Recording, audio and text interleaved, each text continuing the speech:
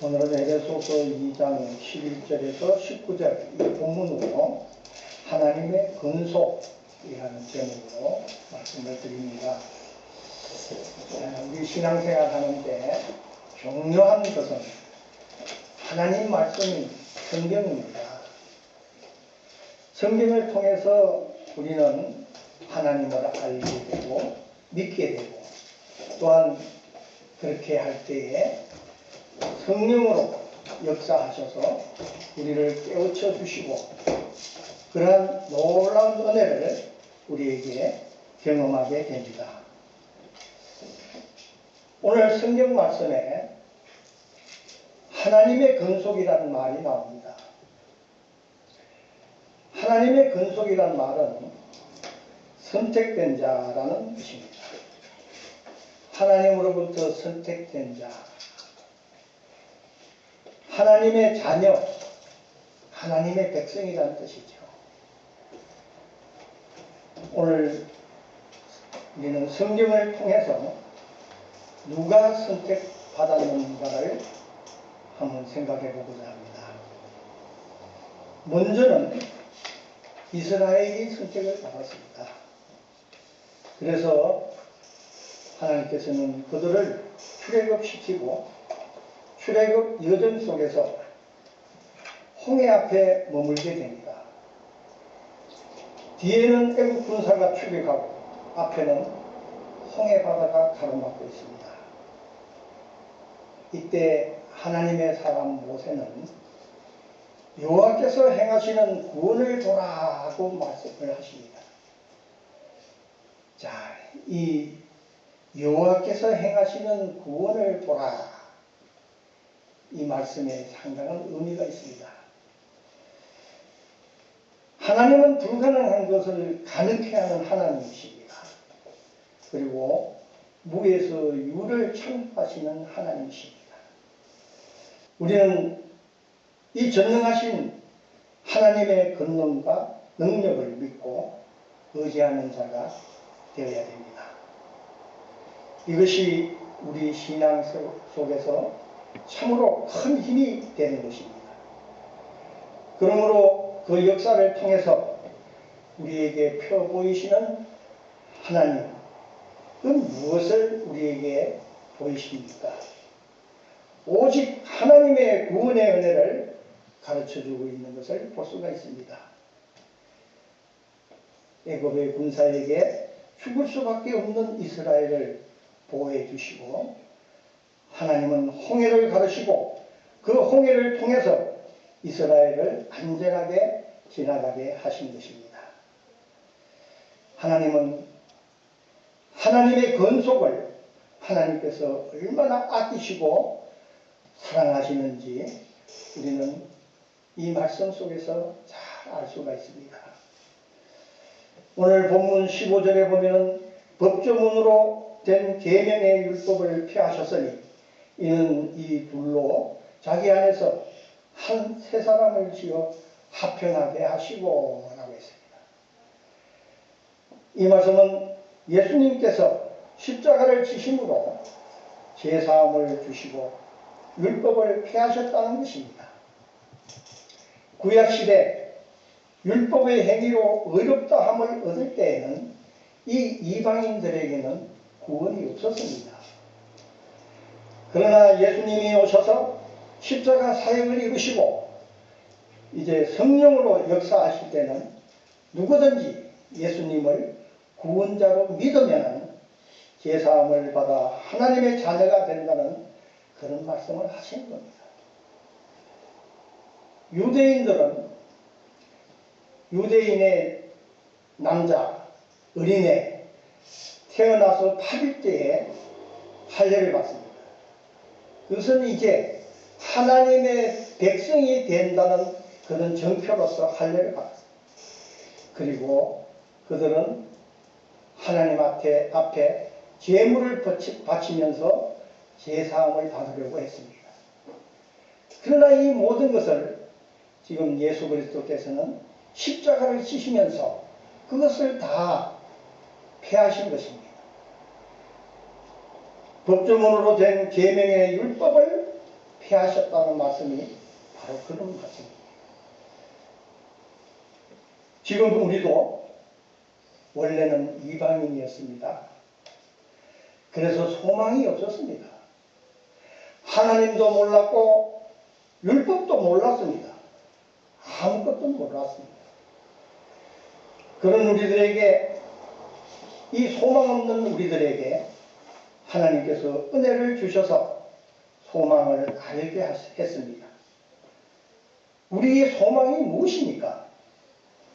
하나님께서 은혜로 우리에게 가르쳐 주신 이 소망은 바로 예수 그리스도입니다. 오직 그분이 꿈을 줬고 그분이 역사하시고 그분이 우리를 인도해 주시는 것입니다.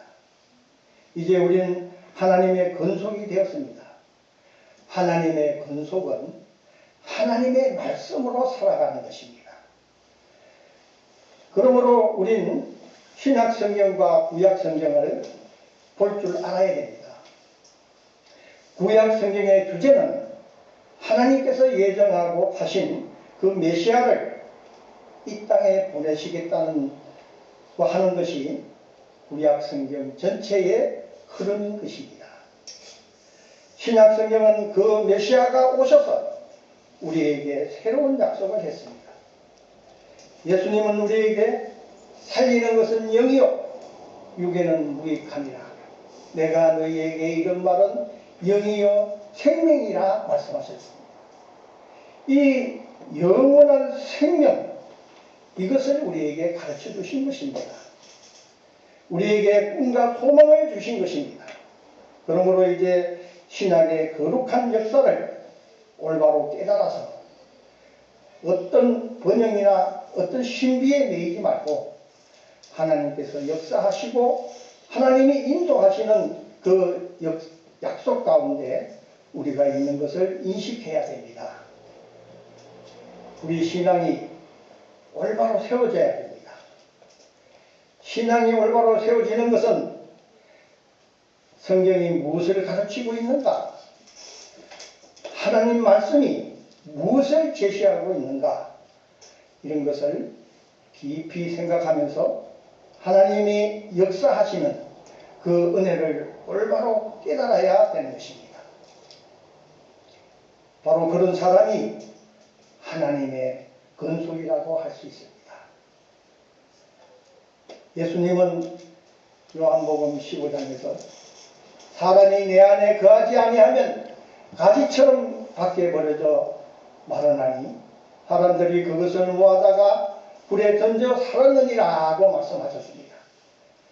이 말씀이 바로 우리가 예수님께 붙어있지 않고 예수님의 그 생명의 은혜를 잊지 않으면 다 버려진다는 것입니다. 예수 안에 있는 것이 어떤 것이겠습니까? 오직 우리는 육의 사람이 아니라 영적인 사람이 되어야 한다는 것입니다. 주님이 이 땅에 오신 목적은 우리 죄를 사하시고 우리를 생명에 이르게 하기 위해 오셨습니다. 이것이 새로운 약속입니다. 이제 우리는 하나님의 건속이 되었으니 영적 이스라엘 백성이 되었다고 할 수도 있습니다. 이젠 이 새로운 약속에 충실해야 된다는 것입니다.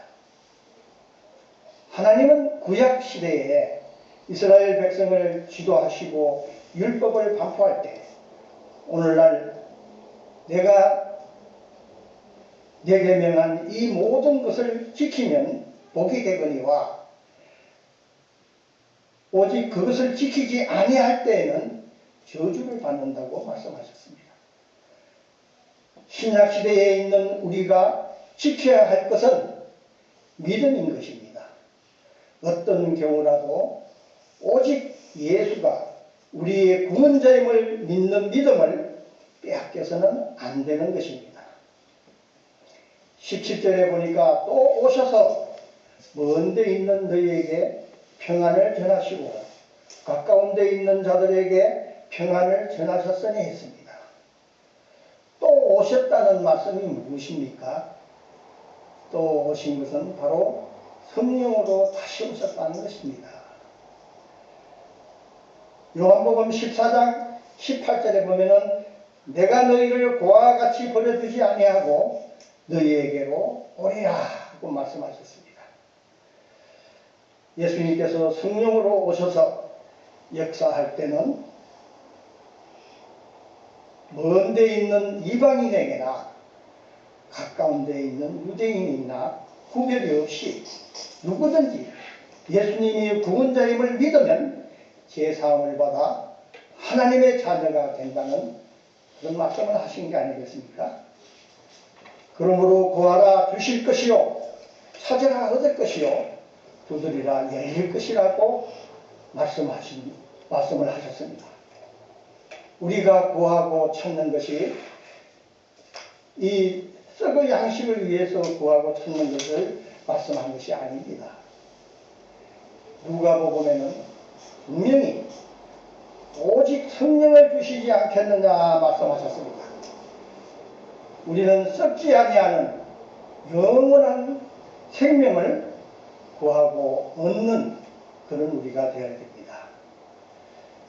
19절 말씀에 보면은 그러므로 이제부터 너희는 외인도 아니요 나그네도 아니요 오직 성도들과 동일한 시민이요 하나님의 권속이라고 말씀하시고 있습니다. 자, 이제부터는 외인도 아니고 나그네도 아니라고 합니다. 이 말씀은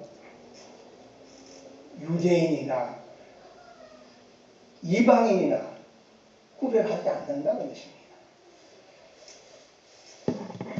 오직 성도들과 동일한 시민이요 하나님의 권속이라 했습니다.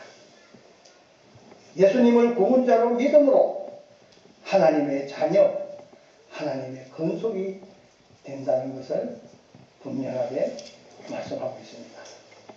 이제 우리는 하나님과 동행하는 삶이 되어야 됩니다. 하나님의 뜻이 내 뜻이 되고 주님 뜻 가운데 헌신하는 그런 믿음의 사람이 하나님의 사람이 되어 거룩한 성령의 역사하심에 이끌림을 받고 구속사에 기여하는 그런 자가 되어 바로 이 시대 속에 하나님의 권속인 영적 이스라엘임을 분명하게 깨달아야 합니다.